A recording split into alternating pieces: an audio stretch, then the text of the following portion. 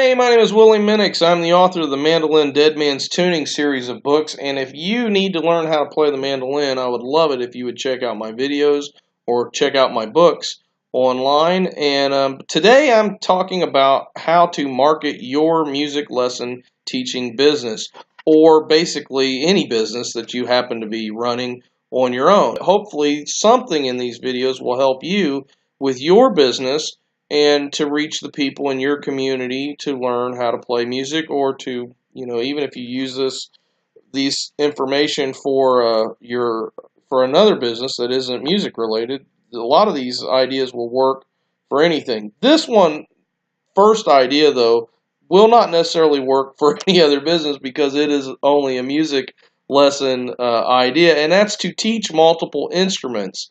I am a piano player, but I also play mandolin and I also play guitar. And a lot of people out there play a lot of different instruments. And you may say, you know what, my degree is in piano and I play a little bit of guitar, but gosh, I could never feel like I could teach guitar. Well, guess what? There's somebody else out there that doesn't know how to play the guitar as well as you do, or the piano, or whatever your secondary instrument is. And maybe your secondary instrument might not be your strongest thing, and you might not feel like you could go and perform as well as you do on your primary instrument, but that doesn't mean that you can't teach the basics to somebody else. And if somebody starts taking, like for instance, I've had students, they come to me, I really want to learn to play the guitar. They start the guitar and they're like, man, this really hurts my fingers. I don't have the discipline. And then I say, well, I also teach piano. Would you like to try that out? And then they switch over and I end up having a piano student that sticks with me for a year or two. So teaching multiple instruments can be a real benefit to you, and I highly recommend it. If you don't, you really should think about it. And if you don't play multiple instruments, why not? Try and learn a few other instruments on your own, and maybe you'll find that you can teach something other than just your primary instrument. Now, speaking of playing your instrument in public, you also might want to play or work or be a part of festivals that are in your community. For instance, we have a festival in our community called the Apple Fest. It's at historic Bethabara Park in Winston-Salem. And for the last few years, I've been a part of that festival, and we do face painting and twisty balloons, and we tell people about the music lessons, and it's just a really good event to be a part of.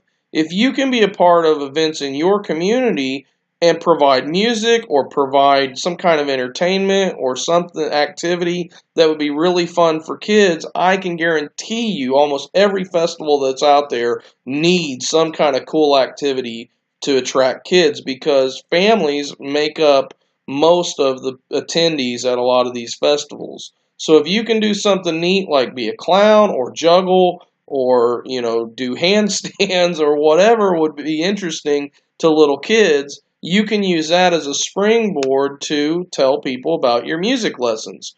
So check out the festivals, try to get involved, and get to know the people that are running them.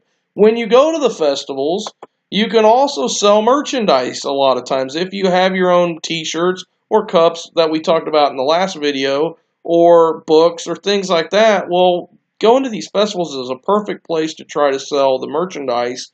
Or you can, if you can get discounted merchandise from suppliers, wholesalers, you can turn around and sell related merchandise that goes along with some of your other products at the festivals too. So be a merchandiser. It's a good way of making a little bit of extra cash for your music business. Now, another way that you can make extra cash that's not necessarily teaching, if you are pretty skilled at fixing things, you might find that doing repair work, or maybe if you're good with the piano, you might be able to tune them. Repair work, tuning, customization, things like that are really good to be involved with if you're a music teacher. And you don't have to be a great luthier to swap out a guitar pickup, or you don't have to be, a total amazing piano tuner just to have a tuning hammer and bring somebody's one of their strings that might be out back into a tune. and you can make a few extra bucks on the side doing that sort of thing. So repair work is definitely something that you should be looking into if you're a music teacher. Another thing that you want to do is you want to be able to network with other small business owners. So if you know somebody that maybe you've got a small studio out of your house like I do. Thank God my house happens to be on a main street. It's on Main Street. And a lot of people drive by and I get a lot of traffic. So it's a cool thing. But maybe you're in a residential neighborhood and you're kind of back out of the way where, there aren't a lot of people that come by your house on a regular basis.